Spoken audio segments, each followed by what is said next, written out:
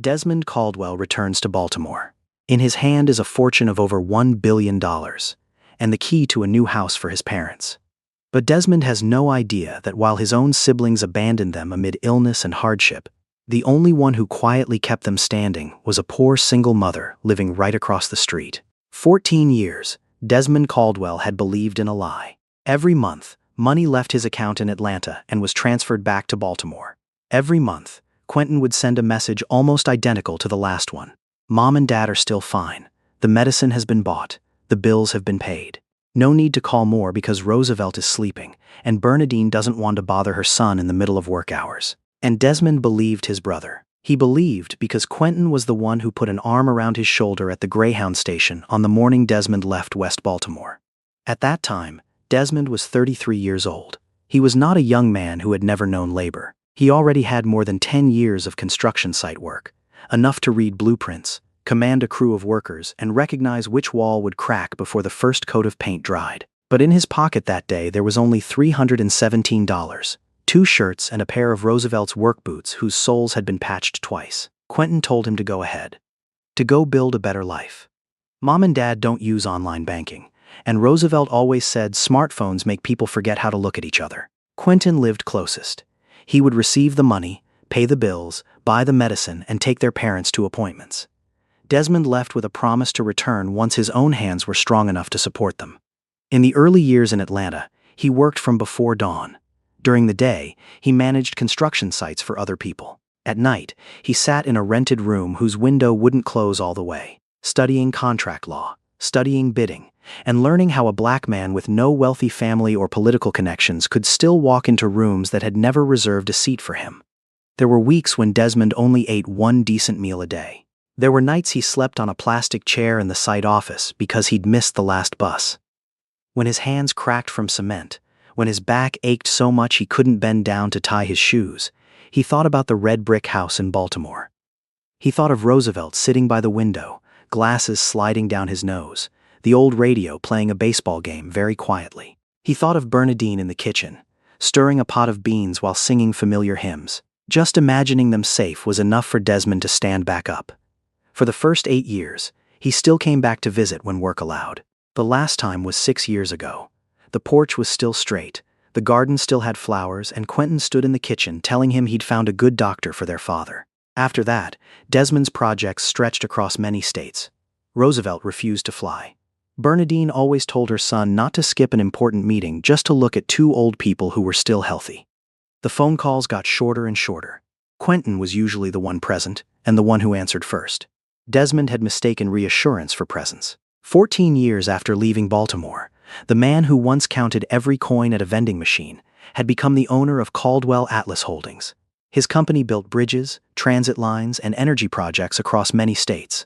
Desmond's net worth had passed $1 billion. But that morning, nothing made him prouder than the envelope sitting on the passenger seat. Inside were the keys to a single-story house in the western suburbs of Baltimore.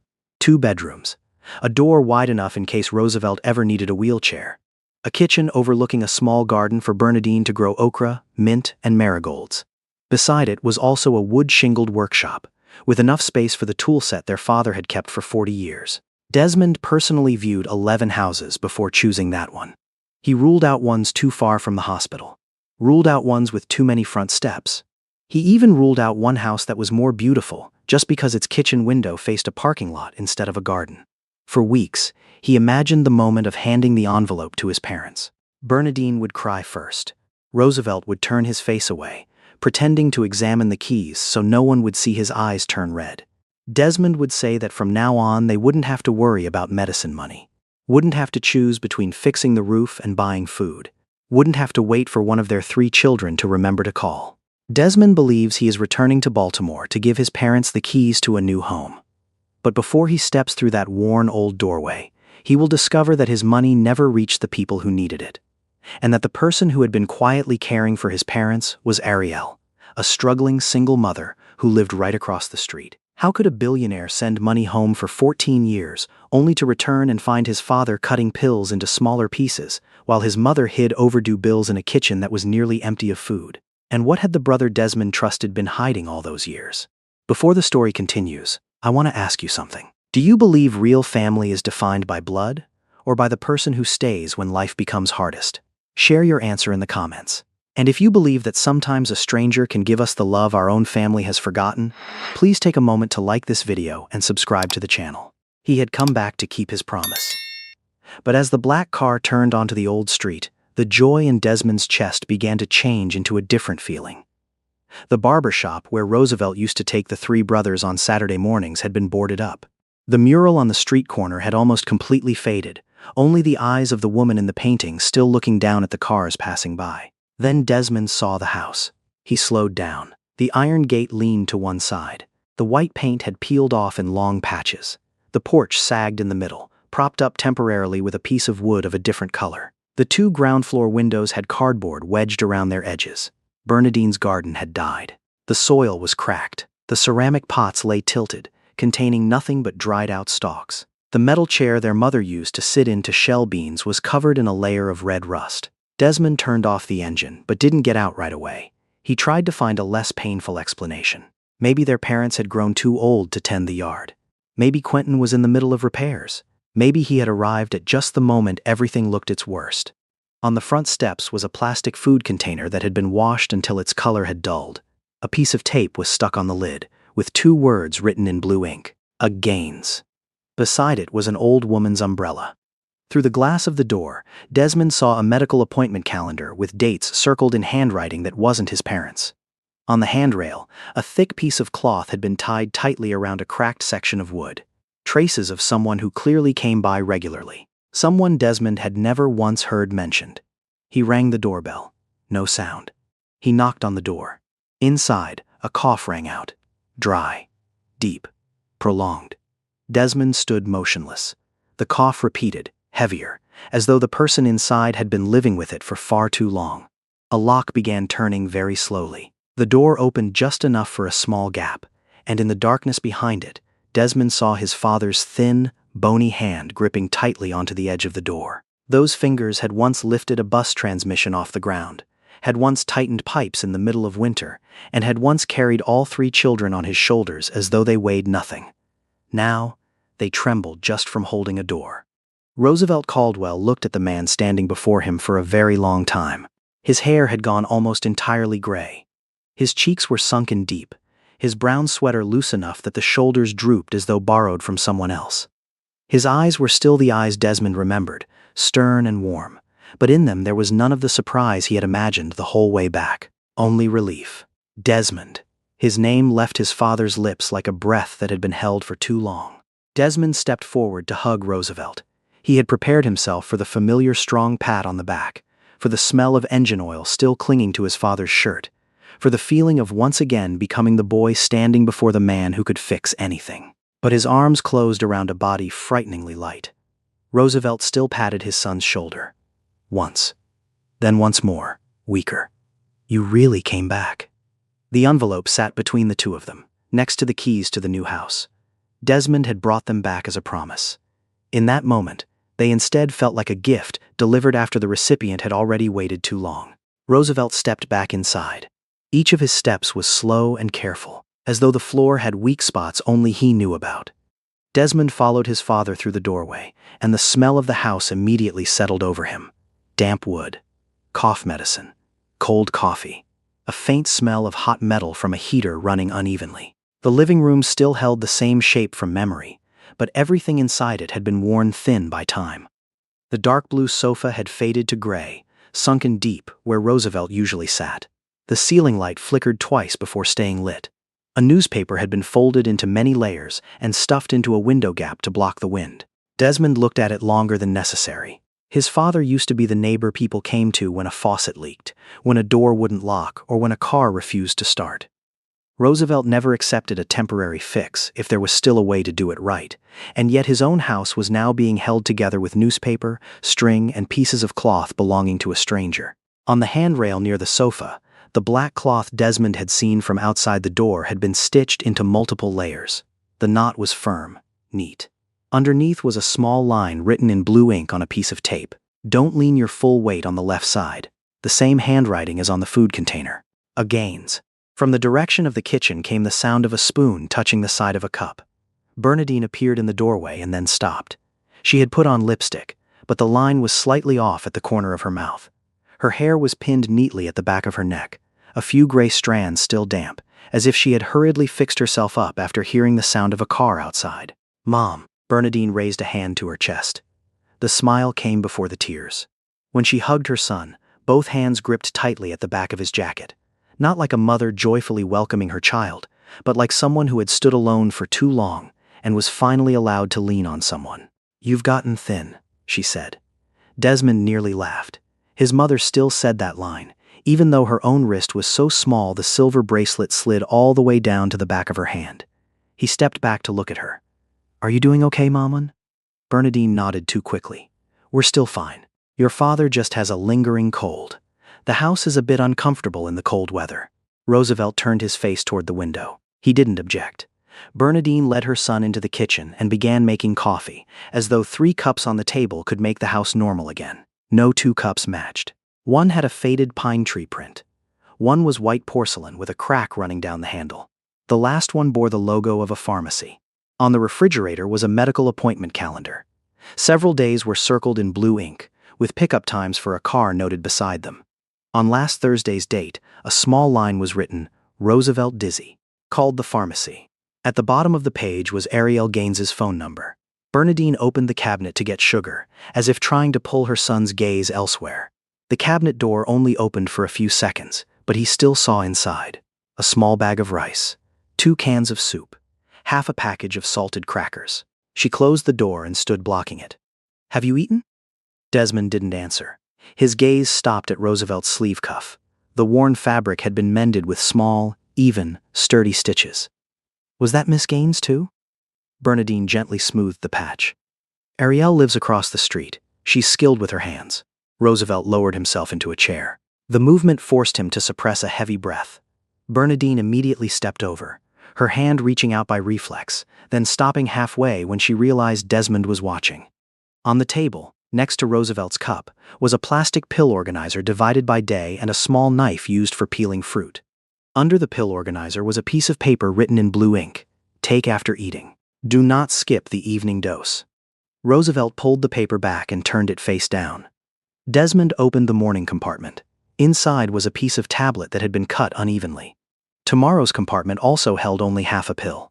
The next one was even smaller, its edge crumbling because the blade wasn't sharp enough. He held half a pill between 2 fingers. "Why is Dad cutting these up?" Roosevelt looked down at the table. Bernadine turned toward the sink, both hands gripping the edge of the counter tightly.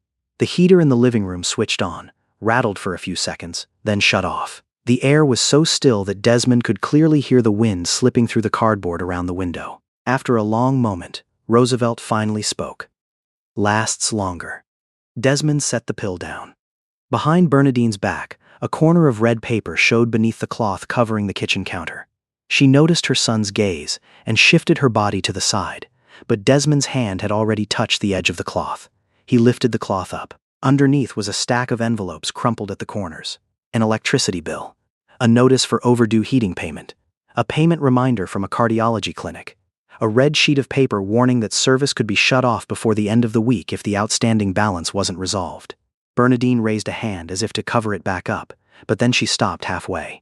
That hand hung in the air above the counter, trembling slightly, as though she had just realized there was no longer any way to hide the house from the very child who had grown up in it. Desmond flipped through each sheet of paper. Those numbers weren't large to him. Some amounts were even lower than the cost of a dinner with a partner after his company signed a contract.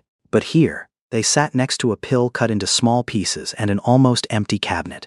Each number carried the shape of a skipped meal, a night spent wearing a coat indoors, a time Roosevelt said he wasn't in pain so Bernadine wouldn't worry. At the very bottom was an envelope with no stamp. Desmond's name was written on the front in his mother's handwriting. The strokes leaned slightly, familiar enough that he immediately remembered the little notes she used to slip into his lunchbox when he was small. "Finish your vegetables. Don't forget your coat. Mom is proud of you." The envelope had gone soft at the edges from being picked up and set down too many times. Bernadine turned her face away. Desmond opened it. The letter was only 1 page. She wrote that Roosevelt had fallen in the hallway. The new medicine was more expensive than the old one. The heater had broken again. She wrote that she knew Desmond was still sending money, but couldn't understand why that money had never arrived. At the end of the letter, Bernadine apologized. Not for having hidden it from him. She apologized for having even considered that she needed her son's help. Desmond stopped reading there. The kitchen in front of him blurred. He had to set the paper down because his fingers were starting to lose feeling. For 14 years, he had believed his parents were being taken care of. During those same 14 years, they had learned to split pills, hide bills, and make deprivation look like a choice. When was this letter written? 8 months ago. Why didn't you send it? Bernadine touched the edge of the letter. I heard your voice every time you called. You always said everything was fine, but I knew you were still working late into the night. I thought if I sent it, you would drop everything to come back. Desmond looked at her. I sent money every month. Roosevelt lifted his head. The change on his father's face was very small, but enough to send a chill through Desmond. It wasn't complete surprise. It was the confusion of someone who had just heard something that didn't match what he had been forced to believe. Desmond took out his phone, opened the banking app, and scrolled down through old transactions. His parents didn't use online payments. Since the day Desmond moved to Atlanta, Quentin had taken on the responsibility of buying medicine and paying their bills for them. In the early years, Desmond still checked receipts. Later, as the company's projects grew larger, his brother's verbal confirmations replaced documentation.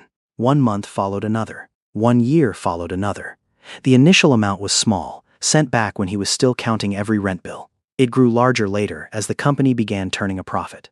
Transfer to Quentin Caldwell. Note: Dad's medicine. Transfer to Quentin Caldwell. Note: Heating system repair. Transfer to Quentin Caldwell. Note: Mom's groceries and bills. Desmond set the screen in front of his parents. Roosevelt put on his glasses, held the phone away, and then pulled it back close. Bernadine stood behind her husband's shoulder, one hand resting on the back of the chair. The two of them looked at date after date, number after number.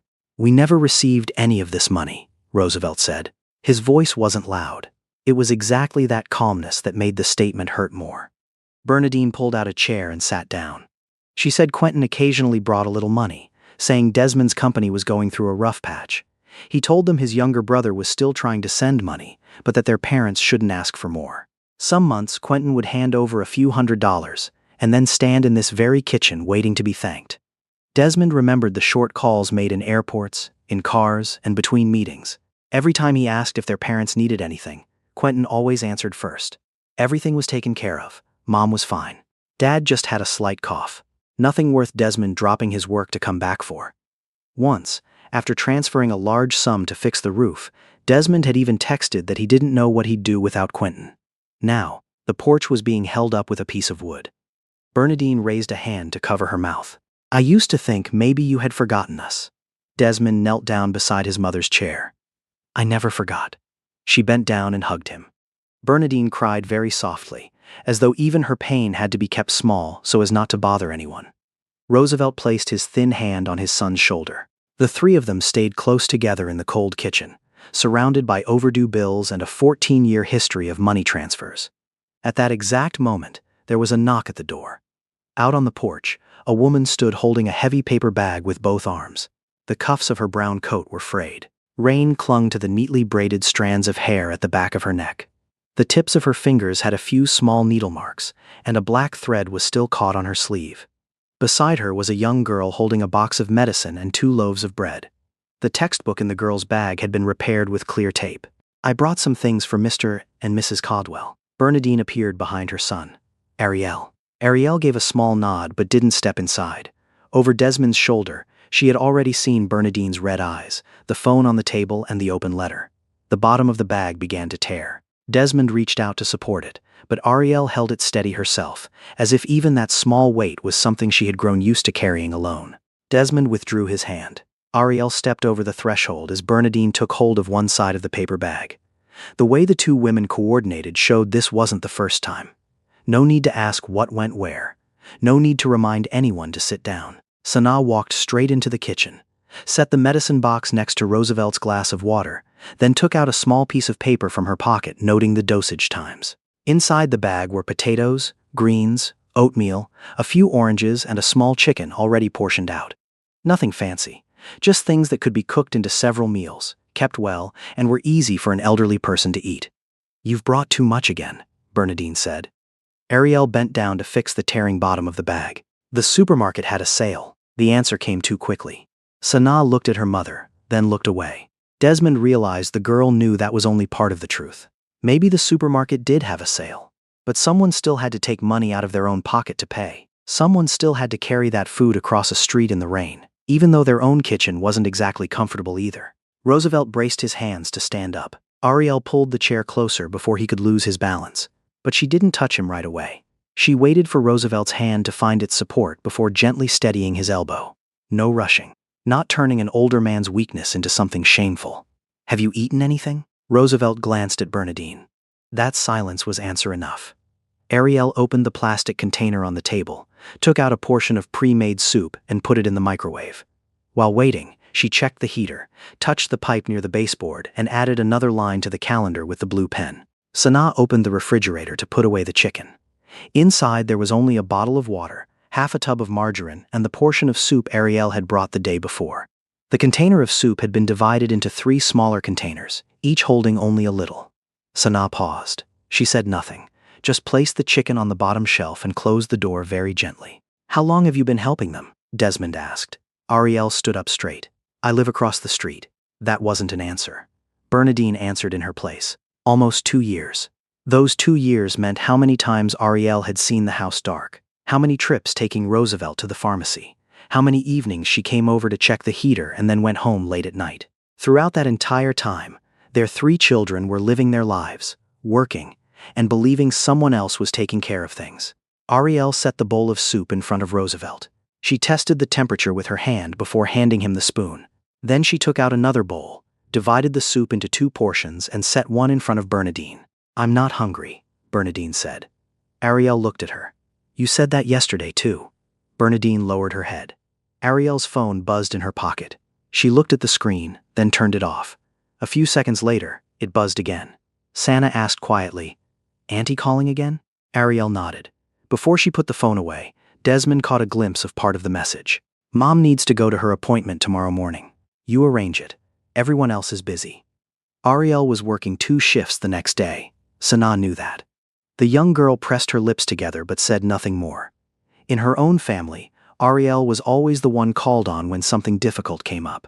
Someone needing a ride to an appointment. A child needing to be watched. A bill needing to be split. But when her mother's house was renovated or sold, no one asked for Ariel's opinion.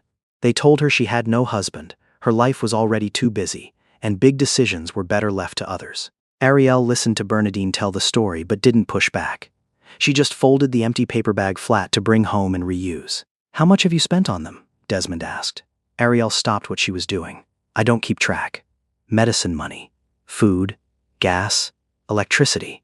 I said I don't keep track. Desmond took out his phone. Give me your account number. I'll pay you back. Ariel didn't get angry. Your parents didn't borrow from me. I'm not saying they borrowed. But you're trying to turn what happened into an amount that can be settled. In Desmond's world, everything had a price. Labor, time, materials, risk. Ariel had just placed in front of him something that refused to fit into any spreadsheet. Before stepping out the door, she looked at Desmond. They don't need a rich person. They need someone willing to look. Through the window, Desmond watched Ariel and Sanaa return to the rented house across the street. A light in the kitchen switched on. On their table sat only one bowl. Sanaa kept her hand on the edge of the bowl. I already ate at school. The outer pocket of her backpack still held the granola bar Ariel had put in that morning, untouched. Ariel divided the remaining noodles into 2 halves. Her portion was smaller. The phone buzzed again. Her family was asking her to take her mother to an appointment, without anyone asking whether it would cost her a day's wages. Ariel read the message twice, then set the phone face down. Sanaa looked at her mother. Grandma has 4 children. Ariel didn't answer. She looked over at the Caldwell house, where Desmond's silhouette still stood by the window. Across the street, Roosevelt set down his cup. Money isn't the only thing Quentin took. Roosevelt braced both hands on his knees to stand up. Bernadine immediately moved toward him, but he shook his head. There were truths a father wanted to lead his son to see for himself, even if every step cost him a portion of his strength. He walked down the hallway toward the back door. Desmond stayed close behind but didn't touch his father. The door stuck at the bottom of the frame. Roosevelt had to push with his shoulder twice. Cold air rushed in, carrying the smell of wet earth and cement dust.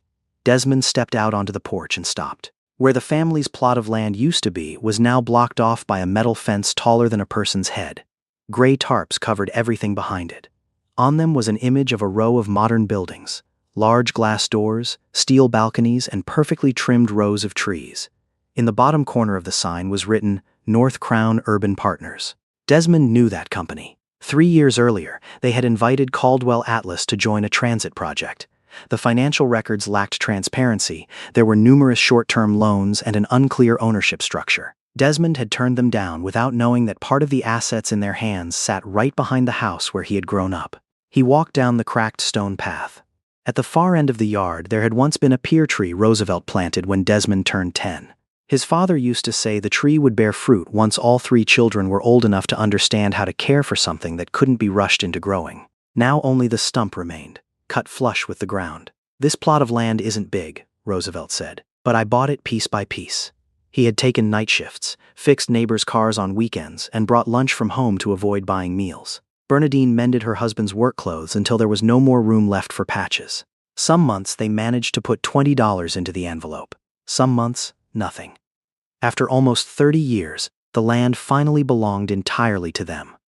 Roosevelt had once wanted to build a workshop there, teaching neighborhood kids to fix bicycles and change oil. Bernadine wanted to plant okra along the fence, set up a long table so the children could come home to eat on Sundays. Quentin said the land wasn't safe to leave in Dad's name anymore. Bernadine stepped out onto the porch. He brought papers over one evening, talked about taxes, inheritance, and disputes. He said transferring it to his company was only temporary. Roosevelt had asked twice. He said the land belonged to all 3 children. Quentin put a hand on his father's shoulder and asked whether he really thought his eldest son would cheat his own family. Roosevelt had apologized for doubting him. Across the street, Ariel stood behind the curtain. She remembered that evening.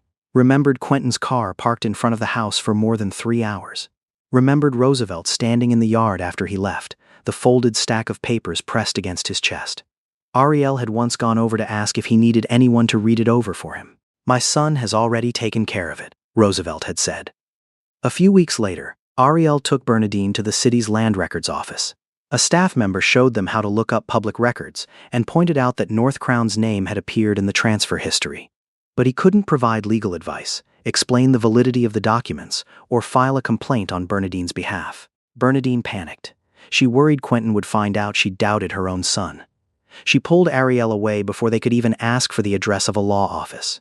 Ariel had no authority to sign on their behalf, no money to hire a lawyer, no way to force 2 elderly people to report their own flesh and blood when they themselves were still trying to protect him. She only wrote that day down in her green-covered notebook. Desmond walked up to the sign, took out his phone and photographed the project name, the permit number, and the ownership entity. He then looked up public business records. North Crown had 3 managing members, 2 unfamiliar names. The third name was Quentin Marcellus Caldwell. Desmond opened his contacts. His finger hovered over the call button. Roosevelt placed a feather-light hand on his son's arm. Desmond turned off the screen. Anger wanted to hear Quentin's voice right away. But Desmond had spent his whole life building things that had to remain standing after people left the job site. He knew a burst of anger could make noise. It couldn't protect evidence. The next morning, Desmond woke up on the old sofa before dawn. Roosevelt slept in the chair by the window, a thin blanket pulled up to his chest. Bernadine lay in her room, but her slippers were still placed out in the hallway, as if she might spring up at any moment if her husband coughed. Desmond paid the electric bill, the heating bill, and the pharmacy debt before making his first cup of coffee. When he stepped out onto the porch, Ariel was crossing the street. She wore her work uniform under her old coat, one hand holding coffee, the other clutching the green-covered notebook, its edges curled. "I heard you asking about Cedric." Ariel opened the notebook. Inside was a medication schedule, the times Roosevelt had gotten dizzy, the day Bernadine needed a checkup, the day Quentin came with the papers, and the day the first fence went up. "You knew something was wrong. I knew they were missing things they shouldn't have to miss." Ariel closed the notebook. "But I didn't know your money existed." She tore out the last page of the notebook, wrote down the address of Cedric's shop, and handed it to Desmond. He folded the piece of paper and put it in his pocket. "Thank you." Ariel looked over at the Caldwell house. "Don't thank me before you find out what your brother has been staying silent about." Cedric's shop was on the south side of the city, behind a tire shop and a closed warehouse. The Caldwell Auto Wash and Repair sign had faded, one corner bent by the wind. When Desmond arrived, Cedric was lying under an old pickup truck. Only his oil-stained shoes stuck out. Cedric. The shoes stopped moving. A few seconds later, Cedric slid out. He was thinner than Desmond remembered, stubble grown in patches and dark circles under his eyes like someone who had gone many nights without sleep. But what made Desmond go cold was that his younger brother showed no surprise at all. "You're back." Not a question. Cedric pulled off his gloves and pointed to the wooden chair near the roll-up door. Desmond wanted to ask right away why their father had to cut his pills, why their mother had sold things from the house, and why the land was in Quentin's name. But he remembered Roosevelt's hand holding him back by the fence. Anger could demand an answer. It couldn't guarantee that answer was the truth. Cedric stared at the concrete floor between his feet. He admitted he had known for about 5 years that the money wasn't fully arriving. The shop had once stood on the edge of bankruptcy after equipment broke down, rent went up, and 3 maintenance contracts were canceled. Cedric had taken $8,000 from their parents' emergency account, telling himself he'd pay it back before anyone found out. Quentin found out first. The eldest brother paid off the remaining debt, then held that mistake over his younger brother's head like a rope around his neck. When the land transfer papers appeared, Quentin asked Cedric to sign, confirming that Roosevelt fully understood the contents.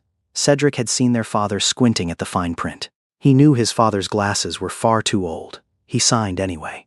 "I thought it was just a mortgage," Cedric said. Quentin promised he'd transfer it back in 6 months. Desmond looked around the shop. The old air compressor. Rags worn thin from washing. A bucket catching water leaking from the roof. This was what Cedric had protected with his silence. A struggling business kept alive at the cost of their parents' final years. Cedric walked into the office and pulled a paper box out from under the desk. Inside were photographs of text messages, Quentin's emails, and a copy of the transfer document. Cedric hadn't kept them out of courage. He kept them because he had understood early on that Quentin could abandon him just as easily as he had abandoned their parents. On the last page was Roosevelt's signature. The handwriting was shaky, but it could be genuine. Below it was an amended version drawn up 3 weeks later. The letter R was too round. The spacing between the last name and first name was oddly uniform.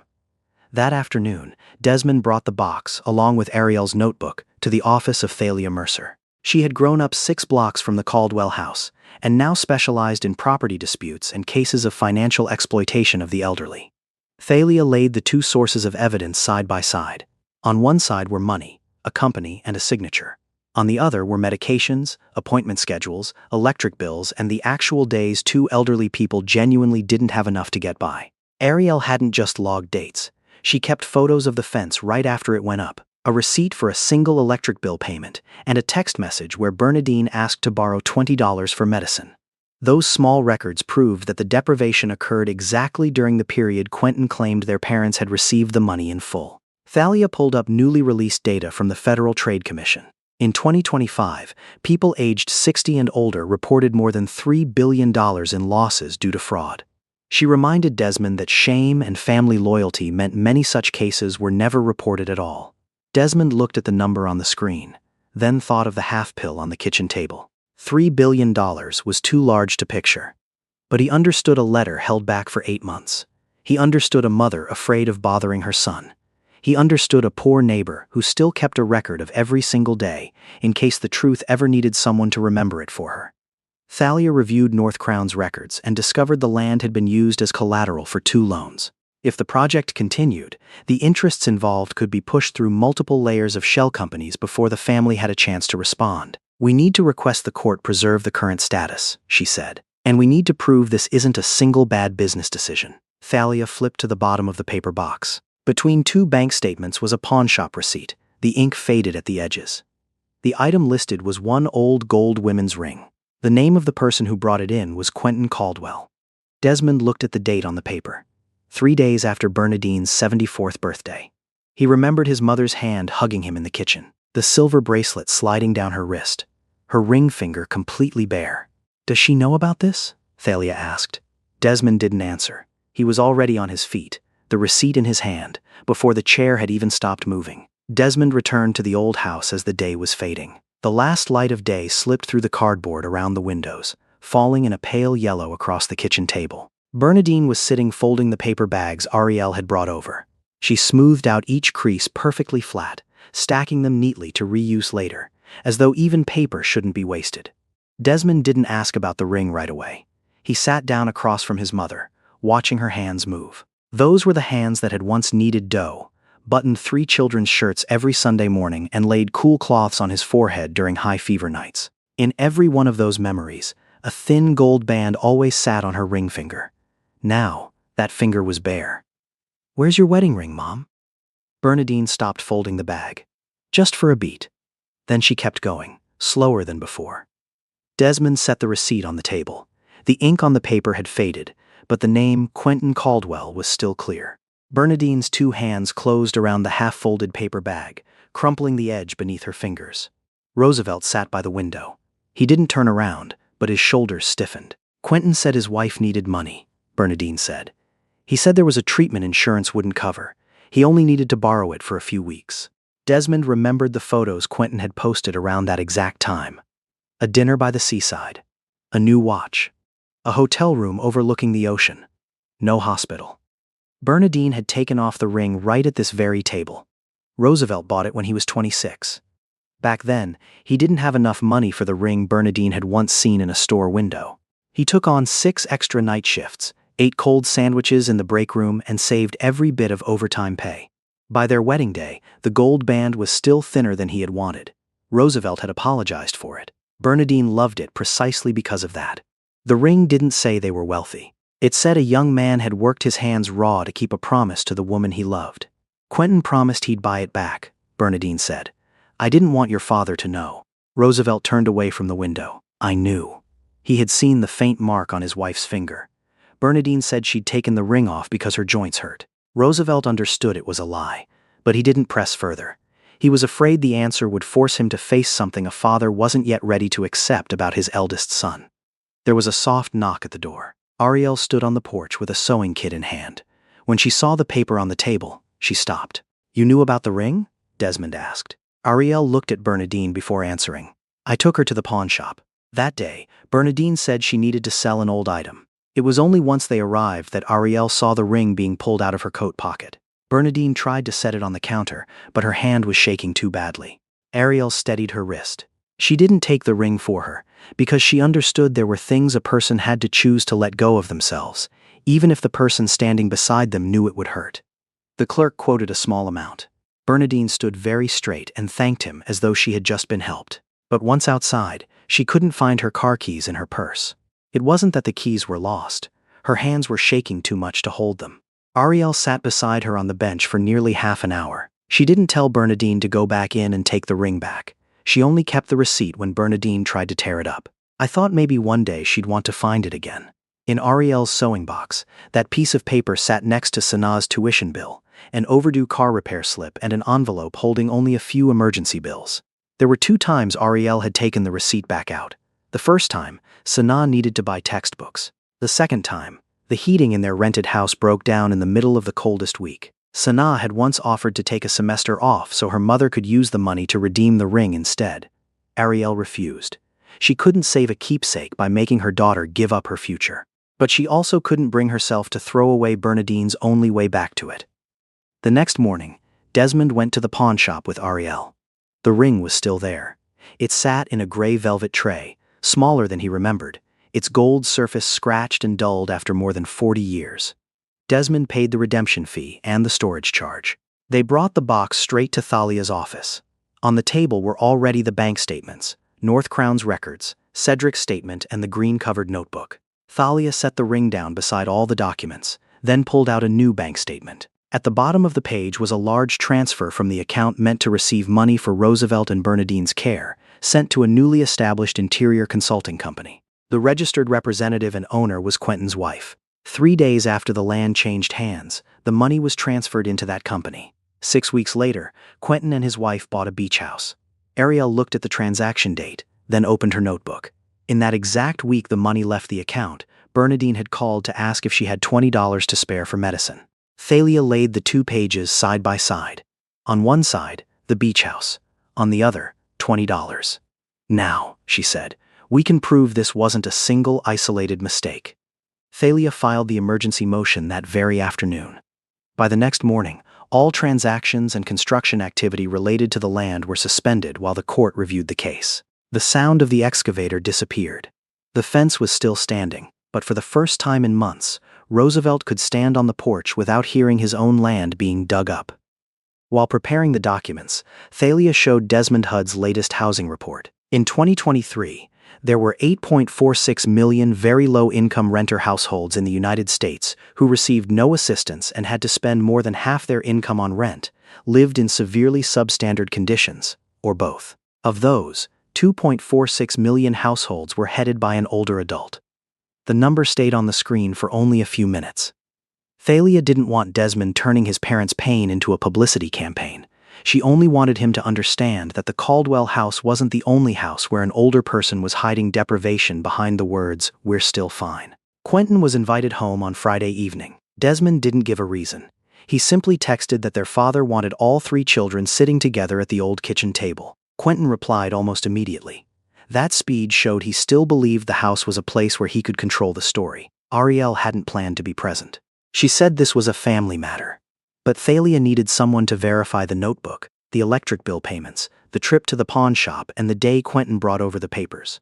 Bernadine also took hold of her hand. "Stay with me." Ariel set her bag down beside the chair. Quentin arrived on time.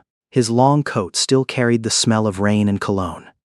He hugged his mother, put a hand on his father's shoulder, then looked at Desmond with the calm smile of someone who had already prepared a reasonable explanation. When he saw Cedric, Thalia, and Ariel all sitting in the room, that smile slowed down. On the table, everything was laid out in order. The 14-year history of money transfers, the overdue bills, the land transfer document, 2 signatures that didn't match, the messages sent to Cedric, the bank statement of Quentin's wife's company, the green-covered notebook, and finally, the velvet box holding Bernadine's wedding ring. "How much money did you take from me?" Desmond asked. Quentin removed his gloves and set them down neatly.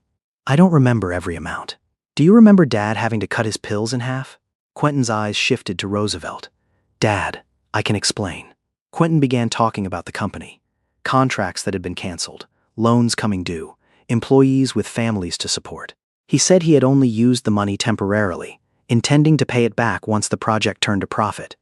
In that story, nothing had been stolen. There was only an eldest son trying to keep everything from collapsing. Desmond let him finish. "While you were keeping the company from collapsing, Mom sold her wedding ring." The calm on Quentin's face cracked. "That has nothing to do with her," he said, looking at Ariel. "This is a Caldwell family matter." Ariel didn't respond. She opened the notebook, placed it in front of Thalia, then pulled her hand back. The lines of blue ink sat still on the page. The day Roosevelt got dizzy. The day the electricity was threatened with disconnection. The day Quentin came with the stack of documents. The day Bernadine carried the ring to the pawn shop. "You're just a neighbor," Quentin said.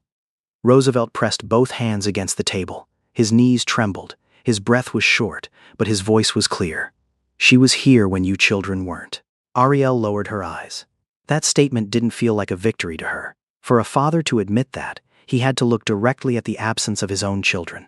Cedric admitted to taking money from the emergency fund and signing off, even though he knew his father hadn't fully understood the documents. He didn't ask for forgiveness.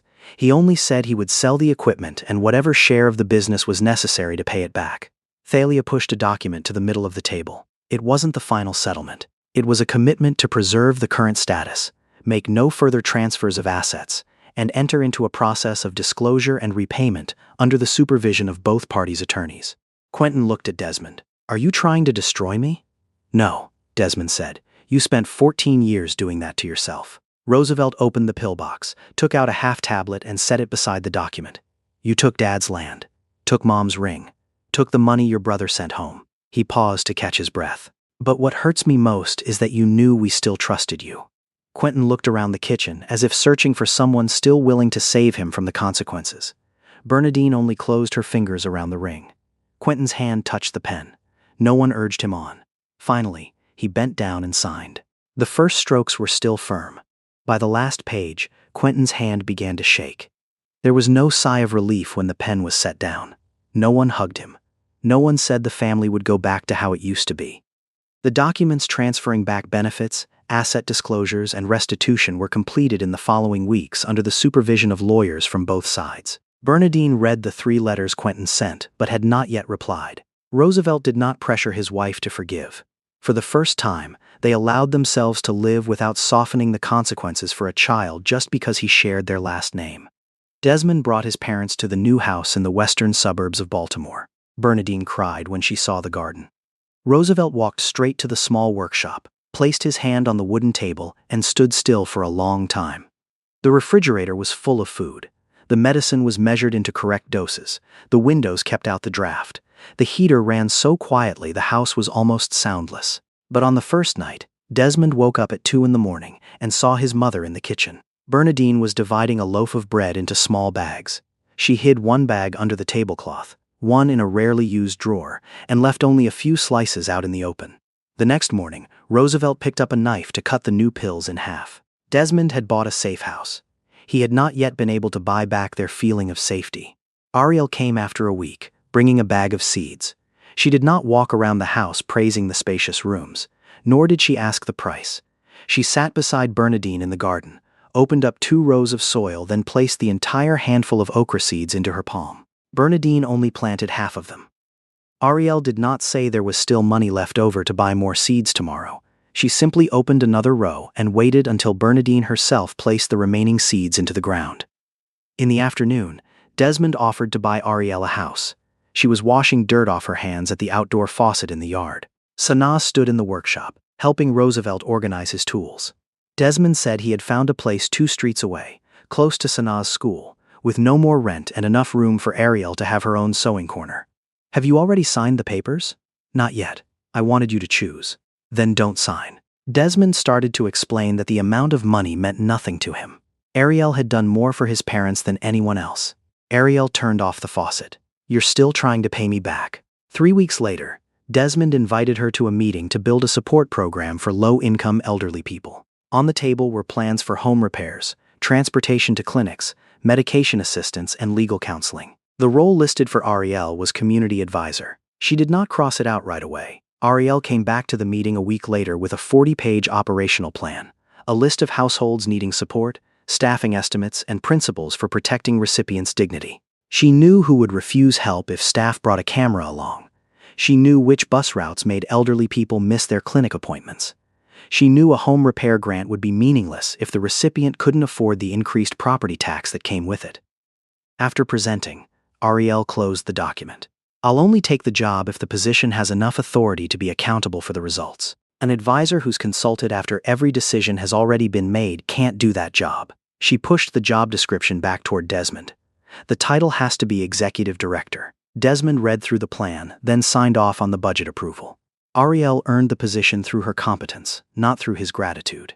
That evening, when she returned to her rented house, 3 relatives were waiting at her door. Her brother wanted her to get a contract for his company. Her sister presented a schedule for taking care of their mother, in which almost every difficult day was assigned to Ariel. When she refused, they said she had changed since getting to know a billionaire. Ariel did not argue. She placed her mother's house key on the table, circled the days she was able to come, and pushed the rest of the schedule back toward them. "I am my mother's daughter, not the only one who has a mother." After they left, Ariel sat in her car outside for a long time. Desmond came but did not open the car door, did not call her family, and did not offer to resolve anything. He simply sat down on the front step. When Ariel got out, her eyes were still red. "I'll take the job tomorrow," she said. "But I have one condition." Ariel placed a blue-covered notebook down between the 2 of them and opened it to the first blank page. "Those being helped must have a seat at the table." Ariel wrote the names of 3 elderly residents on the page. One had once had their power cut off in the middle of winter. One had to take 2 bus lines just to pick up medicine. Another was caring for a husband with declining memory but had never once been asked anything when the neighborhood discussed services for older adults. Not just invited so they can be photographed. They have to get a vote. They have to have the right to say which plan is useless. Desmond nodded. For most of her life, Ariel had been assigned work after others had already made the decisions. This time, she herself was deciding who would sit around the table. 14 months later, the metal fence behind Roosevelt's old house was taken down. He stood by the back door from early morning, leaning on a cane and wearing the coat Ariel had once mended at the elbow. Cedric and a crew of workers pulled out the last iron posts. The auto shop no longer belonged to him the way it once had. Most of the equipment had been sold off to make restitution. But Cedric still came back to the site every week, not to be praised for having changed, but to do the things he should have done years earlier. A community garden was set up on the east side. On the west side was a repair shop bearing the name Roosevelt Caldwell. In the middle was a kitchen with wide windows, long tables, and a food pantry that didn't require recipients to explain their circumstances in front of a crowd. Ariel ran the entire place. Her name was on the contract, under the title of executive director. She had her own budget, hiring authority, and a board where local residents held more than half the votes. When a donor offered to put Desmond's name on the front of the building, Ariel refused. "Money can build walls," she said. "But it isn't always what keeps a door open." In the office, Sanaa helped her mother hang up the latest statistics from the United States Department of Agriculture. In 2024, 13.7% of American households, equivalent to 18.3 million households, experienced food insecurity at some point. Of those, 5.4%, about 7.2 million households, experienced a very low level that reduced food intake or disrupted normal eating patterns. Ariel didn't hang that number in the main kitchen. On the wall where people came to receive food, she placed the old paper bag once used to carry things to the Caldwell house. Its bottom had been patched twice. Below it was a line written in blue ink. "No one should have to say they aren't hungry just to hold on to their dignity." Bernadine stood in front of that bag for a long time. Her wedding ring was back on her finger. The gold surface still bore scratches because she wouldn't let the jeweler polish it completely smooth. Those marks belonged to years of cooking, doing laundry, holding her husband's hand, and holding on to her children in ways that sometimes caused her own pain. Ariel's family was also present at the back of the room. In the months before, her siblings had begun taking on the days of caring for their mother that had been assigned to them. No one apologized right away. But for the first time, they understood that Ariel's silence no longer meant consent. Sanaa stood by the door. She remembered the meals where her mother said she'd already eaten. The nights the sewing machine kept running past midnight. The times everyone called on Ariel to handle the hard things but never gave her the power to decide. When the speech ended, the whole room only applauded after Ariel had finished her very last word. Desmond stood behind Roosevelt. Over more than a year, he had learned how to be present without making himself the center of things. He took his father to appointments, sat listening to baseball games that needed no conversation, waited for Bernadine to choose each seed. Some evenings, he and Ariel simply ate the leftover soup after everyone else had gone home. The love between them didn't begin with a house. It grew out of disagreements over budgets, out of the way Desmond would come back the next morning to ask what he had missed, out of him sitting in the car waiting for Ariel to step out on her own, instead of calling someone else to handle her pain for her. After the opening ceremony, Desmond found Ariel in the garden. She was tying up a tomato plant that had been knocked crooked by the wind. He took a small box out of his pocket but didn't open it right away. "I don't know what every day after this will look like," he said, "but I want to be there on the days when there's nothing left to save." Ariel looked at his shoes covered in dirt, his phone turned off, and the chair he had pulled up level beside her. "Will you still be here when everything is just ordinary?" "I'm learning to be." Ariel held out her hand. The small wedding took place a few months later on the very land that had once been taken away. Bernadine called Ariel over by the kitchen door and placed the old house key into her palm. "Desmond came back to take us out of that house," she said.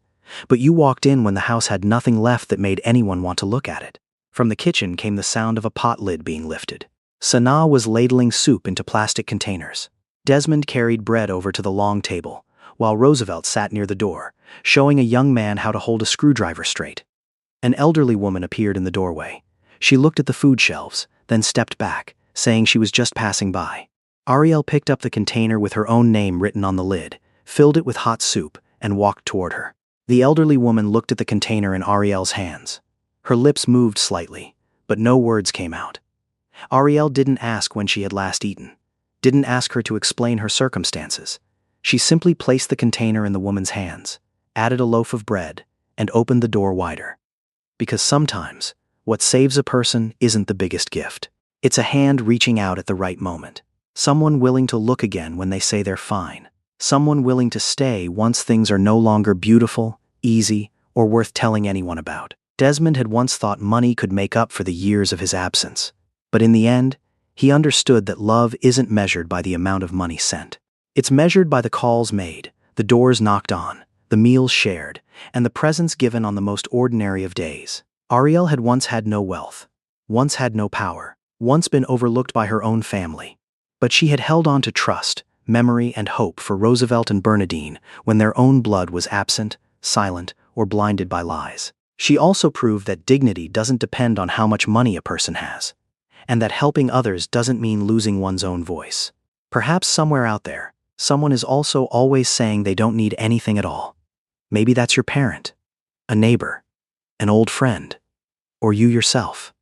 If this story reminded you of someone, share your feelings in the comments. You can also share your own story, or the story of a friend who was once lifted up by an act that seemed very small. Thank you for staying until these final minutes.